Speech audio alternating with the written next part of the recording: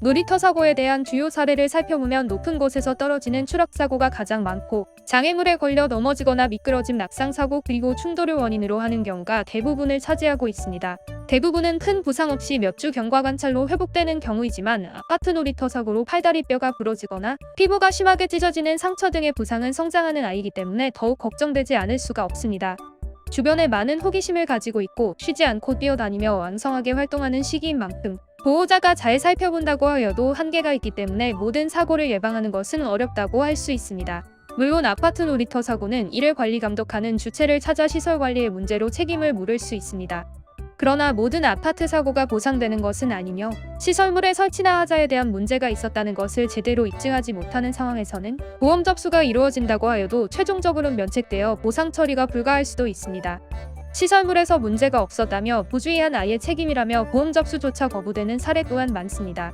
따라서 향후 분쟁을 방지하기 위해서는 사고 사실을 입증하실 수 있는 목격자를 비롯하여 주변 CCTV 자료 등을 필수로 확보하는 등 미리 충분히 준비해야 할 필요가 있으며 이후 놀이터 사고와 관련하여 시설물 관리자에게 알리고 보상 처리와 관련하여 정당하게 문제를 제기할 수 있습니다. 그리하여 아파트 사고에 대하여 치료비뿐만 아니라 후유증 등이 예상되는 경우 영업배상 책임보험으로 처리받는 것은 많은 도움이 되실 겁니다. 보험 처리 과정에서 많은 분들이 궁금해하시는 내용 중 하나가 바로 보상 처리에 대한 것입니다. 성인의 사례와는 다르게 보상 항목 역시 몇 가지 차이가 있습니다. 아파트 놀이터 사고로 발생하는 아이들의 팔다리 골절에 대하여 많은 경우 수술을 하지 않고 보존적 치료 중심으로 이루어지게 됩니다. 깁스나 보조기로 고정하는 것만으로도 시간이 경과되면 대부분 잘 낫기 때문입니다.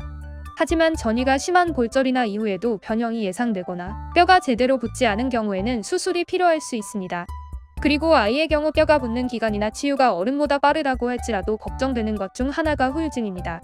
아이들의 경우 성장하면서 나중에 뼈의 변형이 발생되어 신체 기능상 문제가 되거나 성장판의 손상에 대한 위험 또한 배제할 수 없기 때문입니다. 합의금 보상의 경우 치료를 위해 병원에 입원하는 기간 동안의 협손해 항목은 지급되지 않습니다. 경제활동을 통해 소득을 얻는 성인의 경우 이를 인정받을 수 있지만 미성년이나 미취학 아동의 경우 소득활동을 하지 않기 때문입니다. 따라서 그동안의 병원 치료를 위해서 지불된 진료비 등과 위자료 그리고 향후 치료비가 주로 합의금 및 손해액으로 산정되기 때문에 실제 지급되는 보험금 역시 크지는 않습니다. 하지만 외모와 노출 부위에 큰 흉터가 남게 되거나 어깨, 팔꿈치, 손목 그리고 발목과 무릎 등의 골절로 후유장애가 예상되는 경우라면 손해사정사 상담을 받으셔야 합니다. 뼈 자체의 손상뿐만 아니라 아이의 정상적인 성장에 있어서 중요한 성장판과 연결되어 있기 때문에 좋지 않은 영향을 줄 수도 있는 만큼 보상에도 신중해야 하며 이에 대한 손해의 평가와 산정이 필요하기 때문입니다. 아파트 놀이터 사고는 이를 관리하는 주체에서 가입한 영업배상 책임보험을 통하여 원만한 사고 처리가 가능하며 이후 문제되는 것은 타당한 보험금의 지급과 관련한 손해사정 절차입니다. 한참 성장하고 있는 아이에 대한 사고의 경우 세심한 관리와 주의가 필요한 만큼 아파트 사고에 대해서는 전문가인 손해사정사 상담으로 합의금과 손해액 산정의 올바른 절차에 대해서 적극적으로 알아보시고 보상 처리를 진행하시기 바랍니다. 작은 차이가 커다란 결과물로 나타납니다.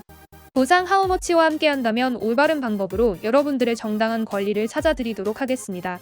언제든지 의문점이 있으시다면 연락 주시기 바랍니다. 지금까지 보상 하우머치였습니다.